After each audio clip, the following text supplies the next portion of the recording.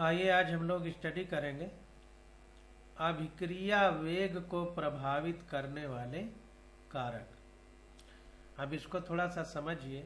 देखिए अंग्रेजी में लिखा हुआ है factors influencing rate of reaction. Influencing, प्रभावित को यहाँ पर इन्फ्लुएंसिंग वर्ड यूज किया गया है, इफेक्टिंग वर्ड यूज नहीं किया गया कि factors affecting rate of reaction, influencing rate of reaction. तो कहने का मतलब ये है कि अभिक्रिया का तो वेग रहता ही है, लेकिन कुछ चीजें ऐसी हैं जो उसमें चेंज ला देती हैं, इसलिए प्रभावित को अंग्रेजी में इन्फ्लुएंसिंग लिखा है, अफेक्टिंग नहीं लिखा है।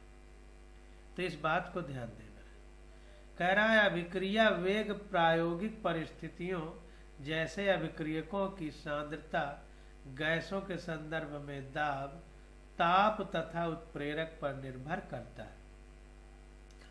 ध्यान दीजिए कि अभिक्रिया के वेग की जब बात हो रही है तो यहाँ पर प्रायोगिक परिस्थितियां वर्ड आ गया है। प्रायोगिक परिस्थितियां मतलब जब प्रैक्टिकल के द्वारा निकाला जाए तभी हम अभिक्रिया के वेग यानी रेट ऑफ रिएक्शन के बारे में बता सकते हैं। हम अपने से नहीं कैलकुलेट कर सकते, प्रैक्टिकल द्वारा ऐसा किया जाएगा। और प्रभावित करने वाली वो परिस्थितियां क्या है, जैसे अभिक्रियकों की सांद्रता। ध्यान दीजिए, अभिक्रियकों की, रिएक्टेंट की, अभिकर्मक की, ना कि उत्पाद की। तो इस बात का ध्यान देना है कि प्रायोगिक परिस्थितियां और अभिक्रियकों की सांद्रता, अगर द्रव है, लिक्विड है, तो अगर गैस अवस्था में है तो सांद्रता की जगह दाब यूज करेंगे, क्योंकि गैस का दाब होता है। ताप तथा उत्प्रेरक, टेम्परेचर और कैटालिस्ट पर निर्भर करता है। अब देखिए एंजाइम और कैटालिस्ट में क्या अंतर है। तो एंजाइम जो होते हैं उनको हिंदी में कहा जाए तो कहेंगे जैव उत्प्रेरक, यानी जीवों के शरीर में जो उत्प्रेरक की तरह काम करेगा उसे एंजाइम कहते हैं, और जनरली जो केमिस्ट्री में उत्प्रेरक की तरह अभिक्रिया के वेग को प्रभावित करेगा उसको कैटालिस्ट या उत्प्रेरक कहते हैं। तो एक एक चीज को बारीकी से समझते चलना। अब अगला पॉइंट आ जाता है अभिक्रिया वेग की सांद्रता पर निर्भरता। तो dependence of rate on concentration. तो सांद्रता पर अभिक्रिया का किस प्रकार से निर्भरता है, यानी सांद्रता से किस प्रकार से प्रभावित होती है। तो किसी दिए गए ताप पर अभिक्रिया वेग एक अथवा अनेक अभिक्रियकों तथा उत्पादों की सांद्रताओं पर निर्भर हो सकता है। ध्यान दीजिए, कह रहा है किसी दिए गए ताप पर। जब हम किसी दूसरी चीज की गणना करते हैं तो एक फैक्टर को कांस्टेंट रखते हैं, नियत रखते हैं, ताकि वो नहीं बदलेगा, तब हम दूसरे के बदलाव को समझ पाएंगे। तो इसलिए किसी दिए गए ताप पर कह रहा है, यानी एट ए कांस्टेंट टेम्परेचर। कोई भी टेम्परेचर हम कोई ताप ले सकते हैं जिस पर कंसंट्रेशन के प्रभाव को अभिक्रिया के वेग पर हम समझ सकते हैं।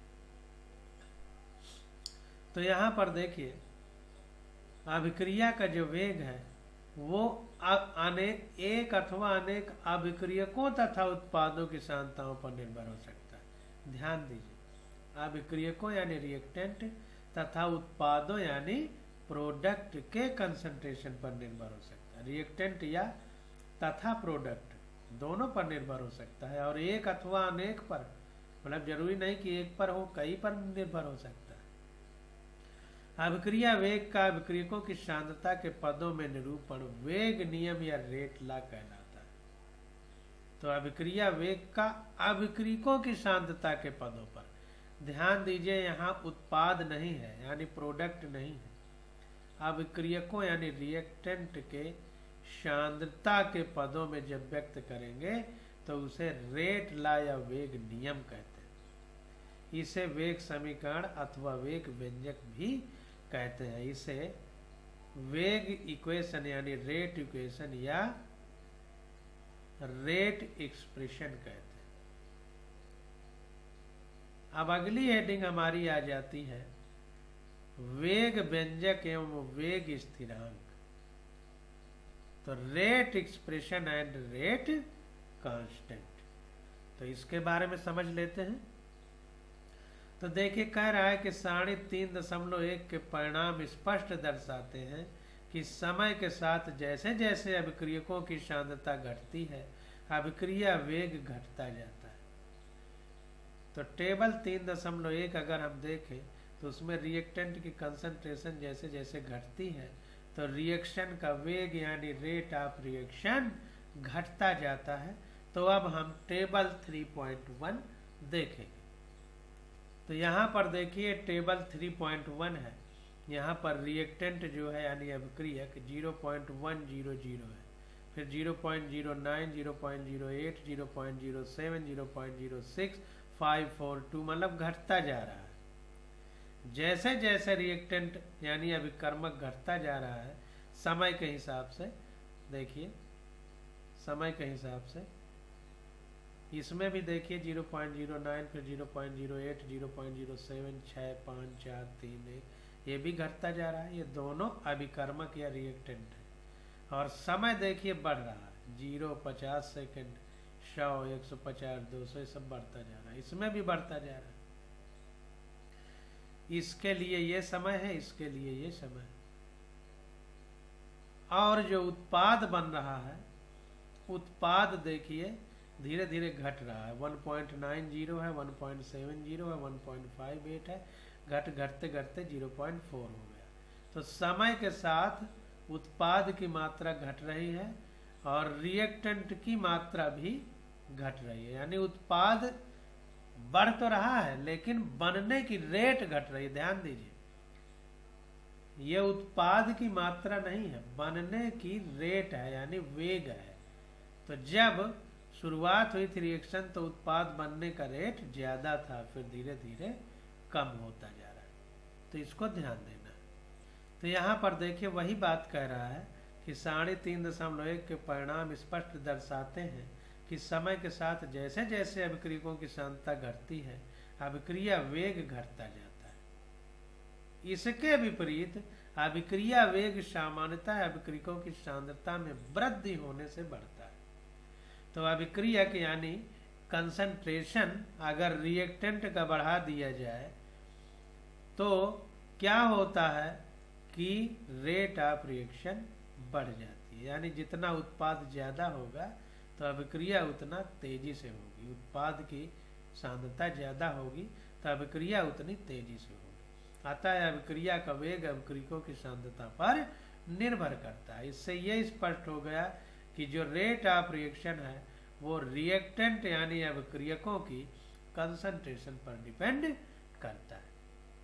एक सामान्य अभिक्रिया अगर लिखी जाए तो small A capital A plus small B capital B, इससे बन रहा है स्मॉल सी capital C plus small D capital D. जहाँ पर कैपिटल वाले अक्षर ये रिएक्टेंट हैं और ये प्रोडक्ट हैं और स्मॉल वाले अक्षर ये स्टिकियोमेट्रिक कोफिशिएंट है यानी स्टिकियोमेट्रिक गुणांक है। तो वही कह रहा है कि इस अभिक्रिया पर विचार करें जिसमें small a b c d अभिक्रियकों एवं उत्पादों के स्टिकियोमेट्रिक गुणांक हैं। यानी अभिक्रिया को बैलेंस करने के लिए जो पहले गुणा किया जाता है वो है। इस अभिक्रिया के लिए वेग व्यंजक क्या होगा? तो इस अभिक्रिया के लिए अगर हम वेग व्यंजक लिखें तो हमने आपको बताया था कि अभिक्रियक यानी रिएक्टेंट की बात करना है, प्रोडक्ट की तरफ नहीं जाना है। तो देखिए वेग समानुपाती हो जाएगा ए की पावर कंसंट्रेशन ऑफ ए की power X concentration of B की पावर वाई। यहाँ पर देखिए स्टिकियोमेट्रिक कोफिशिएंट स्मॉल है, यहाँ पर स्मॉल बी है, लेकिन फिर भी कंसंट्रेशन ए पर पावर एक्स लगाई गई, बी पर पावर वाई लगाई गई, जिससे ये बात स्पष्ट हो जाती है कि जो अभिक्रिया का वेग है यानी अभिक्रिया का रेट है वो स्टिकियोमेट्रिक गुणांक या स्टिकियोमेट्रिक कोफिशिएंट भी हो सकता है या नहीं भी हो सकता है, क्योंकि यहाँ पर दूसरा कुछ लिखा है। तो यहाँ पर देखिए बता रहा है कि यहाँ घातांक x तथा y स्टिकियोमेट्रिक गुणांक a तथा b के समान अथवा भिन्न हो सकते हैं। ये बहुत इंपॉर्टेंट कि रेट ऑफ रिएक्शन में स्टिकियोमेट्रिक कोफिशिएंट ही यहाँ पावर में लिखा हो, ये जरूरी नहीं, डिफरेंट चीज भी लिखी हो सकती है। घातांक का मतलब पावर वाले जो नंबर। उक्त समीकरण को हम निम्न रूप में लिख सकते हैं। अब यहाँ पर ये प्रोपोर्शनल का साइन हटेगा तो कांस्टेंट के लिख दिया गया, और रेट हमने ऊपर पढ़ा है, रिएक्टेंट के लिए माइनस लिख के लिखते हैं, प्रोडक्ट के लिए प्लस। तो रिएक्टेंट का अगर रेट की बात करेंगे या अभिक्रियक के रेट की बात करेंगे तो माइनस साइन लगेगा, तो minus dr/dt equal to k a की पावर x b की पावर y। अब समीकरण 3.4 खा को अवकलन वेग समीकरण कहते हैं। चूंकि यहाँ पर डिफरेंशिएशन यानी अवकलन किया जा रहा है, तो इसलिए इस समीकरण को क्या बोलते हैं, डिफरेंशियल इक्वेशन या डिफरेंशियल रेट इक्वेशन कह सकते हैं। तो ये बात निकल के सामने आ गई। अब यहाँ पर देखिए फिर कह रहा है कि यहाँ के समानुपातिक स्थिरांक यानी प्रोपोर्शनैलिटी कांस्टेंट है, जिसे वेग स्थिरांक या रेट कांस्टेंट कहते हैं। तो के हमारा रेट कांस्टेंट हो गया। 3.4 जैसी समीकरण को जो कि अभिक्रिया वेग एवं अभिक्रियकों की सांद्रता में संबंध स्थापित करती है, वेग नियम अथवा वेग व्यंजक कहते हैं। तो इसी को रेट लॉ और रेट एक्सप्रेशन कह सकते हैं। तो ये चीज निकल करके सामने आई। अतः वेग नियम वो व्यंजक होता है जिसमें किसी अभिक्रिया के वेग को अभिक्रियकों यानी रिएक्टेंट की मोलर सांद्रता यानी मोलर कंसंट्रेशन के पद पर कोई घातांक यानी पावर लगाकर व्यक्त करते हैं। वो किसी संतुलित रासायनिक समीकरण में अभिक्रियकों यानी रिएक्टेंट के स्टिकियोमेट्रिक गुणांक के समान अथवा भिन्न भी हो सकते हैं। तो सेम भी हो सकता है या डिफरेंस भी हो सकता है। अब उदाहरण के लिए अभिक्रिया, ये रिएक्शन देख ले हम पहले। 2NO gas plus O2 gas से 2NO2 गैस बन रही है। तो स्टिकियोमेट्रिक गुणांक जो है NO का 2 है, O का 1 है, O2 का 1 है और NO2 का 2 है। अब देखते हैं कि जो रेट का एक्सप्रेशन होगा यहाँ पावर पे यही होता है कि नहीं होता, तो इसको समझते हैं।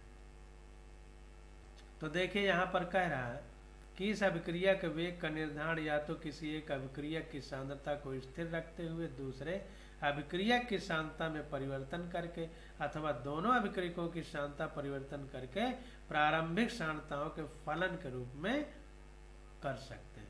परिणाम सारणी 3.2 में दिए गए। तो ये जो रिएक्शन लिखी गई है, इसमें किसी एक के कंसंट्रेशन को स्थिर रख करके हम दूसरे की तुलना करेंगे प्रोडक्ट से, या फिर दोनों को स्थिर नहीं रखेंगे तो हम क्या करेंगे कि सांद्रताओं का फलन ले लेंगे, उसके माध्यम से हम इसको समझेंगे। तो हम जिस माध्यम से समझ रहे हैं उसको हम बता दे रहे हैं, सबसे आसान माध्यम यही है। तो इसमें देखिए समझने का प्रयास करिए कि मान लीजिए NO के बारे में बात करना है, तो NO में देखिए यहाँ से ये 0.30 है, यहाँ पर 0.60, ये जो है ये 2 गुना हो गया। अब ये देखिए कांस्टेंट मान लिया, किसी एक को कांस्टेंट माना है तो हमने O2 को मान लिया। अब इसमें चेंज किया, 2 गुना किया, तो प्रोडक्ट यानी उत्पाद में कितना परिवर्तन हुआ, तो नचोक 36, 4 गुना का अंतर हो गया, 4 टाइम्स का डिफरेंस हो गया। 2 गुना किया तो 4 गुना हो गया, तो 1 गुना चेंज करते तो 2 गुना होता। तो अभिक्रिया की कोट NO के रेस्पेक्ट में 2 हो गई, क्योंकि 2 गुना कर रहे हैं तो 4 गुना हो रहा है, 2 गुना का अंतर हो रहा है। तो 1 गुना करते तो 2 गुना होता, तो 2 का अंतर, 2 गुने का अंतर पड़ रहा है। तो यानों के रिस्पेक्ट में अभिक्रिया का वेग, कोटि नहीं वेग, रेट ऑफ रिएक्शन 2 यहाँ पर पावर में हम लोग लिखेंगे। आप देखिए इसी प्रकार इसको देखते हैं। तो जब हम O2 के बारे में बात करेंगे तो हम इसको स्थिर रखेंगे। तो यहाँ पर 30 है, यहाँ पर भी 30 है, तो ये 30, तो ये 30, तो ये 30, तो ये 60। देखिए अब ये 2 गुना हो जा रहा है, 2 टाइम्स चेंज हो रहा है। तो इसमें देखते हैं ये 9, तो ये 9 दूनी 18, ये 2 गुना हो जा रहा है, 2 टाइम्स। तो ये 2 टाइम्स, तो ये 2 टाइम्स, कटेगा तो कितना आएगा 1, तो 1 हो गई रेट जो है हमारी O2 के रेस्पेक्ट में जब यनों को स्थिर रखा। तो ध्यान दीजिए जब O2 को स्थिर रखा तो यनों की 2 गुना करने पे प्रोडक्ट 4 गुना बन रहा था, यानी 2 गुना प्रभाव था। और जब O2 के बारे में बात करते हैं तो यनों को स्थिर रख रहे हैं। देखिए इसमें आप इस पर भी जा सकते हैं, इस पर ये 60 है, ये 60 है, इसको स्थिर मान लीजिए। तो यहाँ पर देखेंगे तो इसको देखेंगे तो देखिए 0.384 है, ये 0.368 है, ये भी 2 गुना हो रहा है, 2 टाइम्स। किसी का भी ले सकते हैं, जरूरी नहीं कि जो हमने लिया वही आप ले, कहीं भी ले सकते हैं, परिणाम वही आएगा। तो यनों के रिस्पेक्ट में 2 और O2 के रिस्पेक्ट में 1 आ रहा है, ये चीज हमको समझना है। तो अब नीचे देखिए कह रहा परिणामों से स्पष्ट परिलक्षित होता है कि जब O2 की सांद्रता स्थिर रखकर यनों की सांद्रता 2 गुनी की जाती है तब अभिक्रिया के प्रारंभिक वेग में 4 के गुणक से वृद्धि होती है। 0.096 मोल पर लीटर पर सेकंड से 0.384 मोल पर लीटर पर सेकंड से वृद्धि होती है, 4 गुना हो जाती है। यह दर्शाता है कि वेग यनों की सांद्रता के वर्गफल पर निर्भर करता है। जब 2 गुना किया गया तो 4 गुना हुआ, तो 1 गुना किया जाता तो 2 गुना होता है, यानी पावर में 2 जाता है। तो इसीलिए वर्गफल कह रहा है। जब यनों की सांद्रता स्थिर रखी जाती है तथा O2 की सांद्रता दोगुनी की जाती है तब अभिक्रिया वेग का दुगुना होना अभिक्रिया वेग का O2 की सांद्रता की 1 घात पर निर्भर करता है, जैसा हमने ऊपर अभी बताया था। अतः इस अभिक्रिया के लिए वेग समीकरण क्या होगा? तो वेग बराबर के यनों के ऊपर 2 घात लगाएंगे, 2 पावर, और O2 के ऊपर 1 पावर। तो ये हमारा उस अभिक्रिया के लिए समीकरण, वेग समीकरण हो गया, या वेग एक्सप्रेशन हो गया, व्यंजक हो गया। तो देखिए यहाँ पर जो स्टिकियोमेट्रिक कोफिशिएंट यनों के पहले 2 है, O2 के पहले 1 है, तो वही चीज यहाँ पर देखिए आ गई है। यनों के ऊपर 2 है, O2 के ऊपर 1। तो यहाँ पर स्टिकियोमेट्रिक जो गुणांक है वही पावर में लिखा गया है। तो इस समीकरण का अवकल रूप समीकरण, अब इसका डिफरेंशिएशन करें तो वेग बराबर -dr/dt हो जाएगा, इक्वल टू के यनों की पावर 2 हो जाएगी और O2 की पावर 1 द्वारा दिया जा सकता है। तो ये डिफरेंशियल इक्वेशन हो जाएगा इसी अभिक्रिया वेग का। तो इस अभिक्रिया में प्रायोगिक आंकड़ों से प्राप्त वेग समीकरण में सांद्रताओं के घातांकों का मान संतुलित अभिक्रिया में सांद्रताओं के स्टिकियोमेट्रिक गुणांक के समान है, जैसा हमने अभी आपको दिखाया। कुछ अन्य उदाहरण निम्नलिखित है। अब देखिए नीचे कुछ उदाहरण दे रहा है, तो इनको समझने का हम लोग प्रयास करते हैं। तो यहाँ पर देखिए CH3Cl + Cl2 की अभिक्रिया से CCl4 + HCl बन रहा है। CHCl3 है क्लोरोफॉर्म, इससे कार्बन टेट्राक्लोराइड बन रहा है। तो यहाँ पर देखिए वेग अगर लिखा जाए तो K CH3Cl का कंसंट्रेशन और इधर Cl2 के कंसंट्रेशन की पावर हाफ। तो यहाँ पर देखिए Cl2 का गुणांक 1 है, स्टिकियोमेट्रिक गुणांक, जबकि पावर में हाफ है। अब नीचे वाले को देखें तो CH3COO C2H5 + H2O से CH3COOH + C2H5OH बन रहा है। वेग K और इसका पावर 1 है, CH3COO C2H5 का कंसंट्रेशन की पावर 1 और H2O के कंसंट्रेशन की पावर 0 है, जबकि यहाँ पर पहले 1 है, यहाँ पर भी पहले 1 है, तो इसमें तो 1 है लेकिन इसमें 0 है। तो कहने का मतलब ये है कि यहाँ पर देखें स्टिकियोमेट्रिक कोफिशिएंट अलग है और यहाँ पर पावर अलग लिखी गई है रेट ऑफ रिएक्शन पर। तो स्टिकियोमेट्रिक गुणांक हो भी सकता है, नहीं भी हो सकता है, ये बात यहाँ पर सिद्ध हो गई। तो इन अभिक्रियाओं में सांद्रता पदों के घातांक समीकरण में उपस्थित स्टिकियोमेट्रिक गुणांकों से भिन्न है।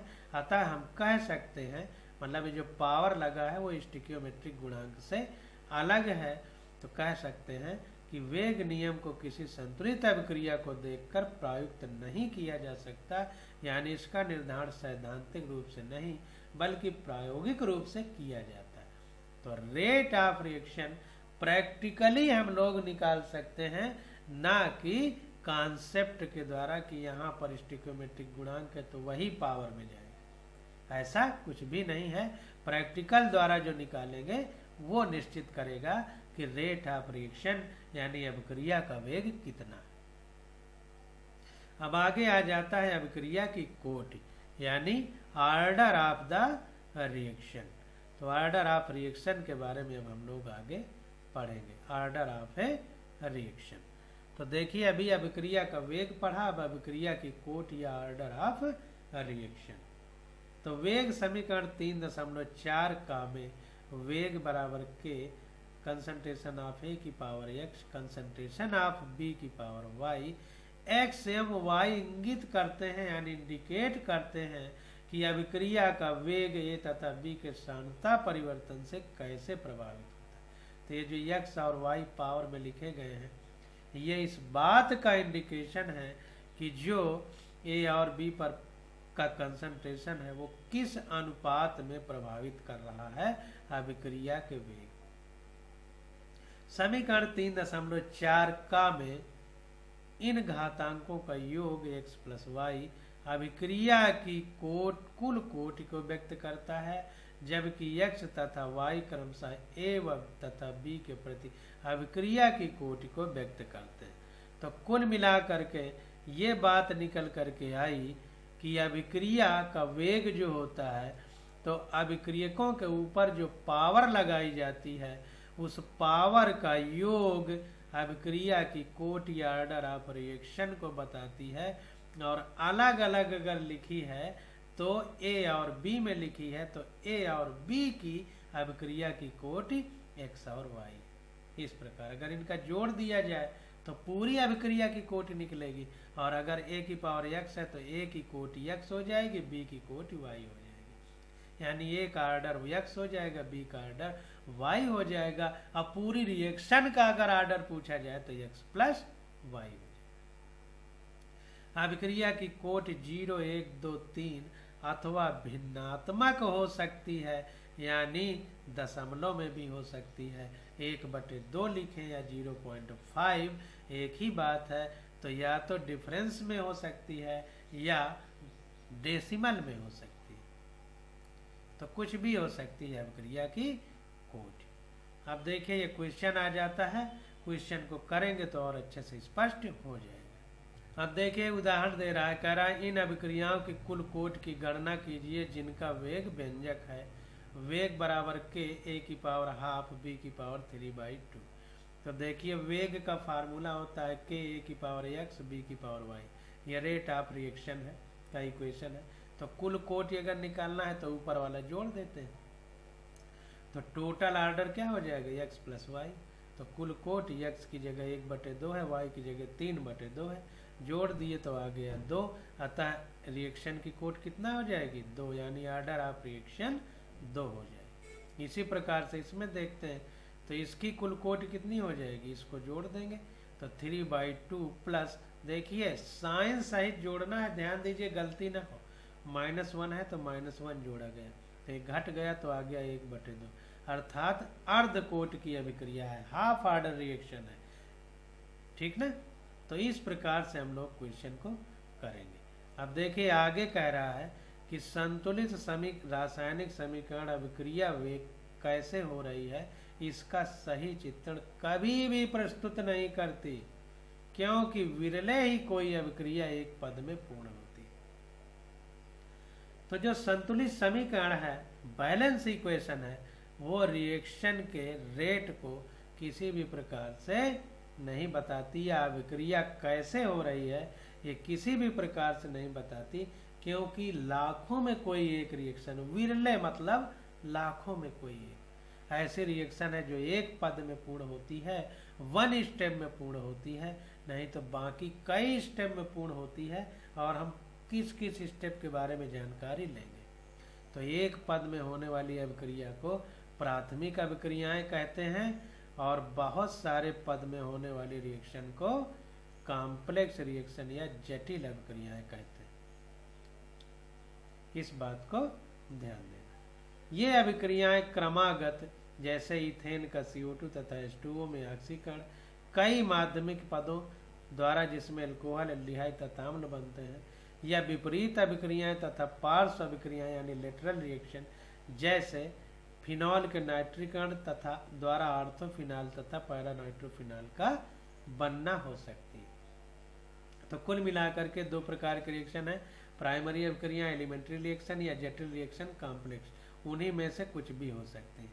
तो इसके ज्यादा डिटेल में हम लोग नहीं जाएंगे। अब देखिए आगे क्या कह रहा है, वेग स्थिरांक की इकाइयां, यानी जो रेट कांस्टेंट हम प्राप्त करेंगे उसकी यूनिट क्या होगी। वेरी वेरी मोस्ट इम्पॉर्टेंट, कि जो रेट कांस्टेंट है तो उसकी यूनिट क्या होगी। तो एक सामान्य अभिक्रिया हम ले करके इसके बारे में देखते हैं और इसी प्रकार से इसका कैलकुलेशन करेंगे। तो small A capital A plus small B capital B से स्मॉल सी capital C plus small D capital D के लिए हम समझेंगे। तो वेग यानी रेट इक्वल टू के ए की पावर एक्स बी की पावर वाई। तो यहाँ पर अगर ऑर्डर की बात करें तो दोनों जुड़ जाते हैं, तो x plus Y equal to N, ये अभिक्रिया की कोट या ऑर्डर ऑफ रिएक्शन है एन।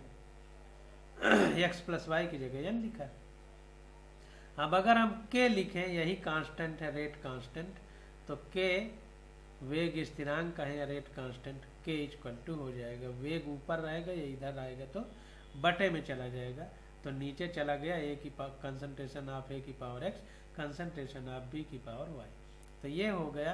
अब वेग को मोल पर लीटर पर सेकंड में व्यक्त करते हैं, सांद्रता बटे समय, क्योंकि रेट या वेग बराबर dx अपान dt है, dx हमारी सांद्रता है, dt हमारा समय।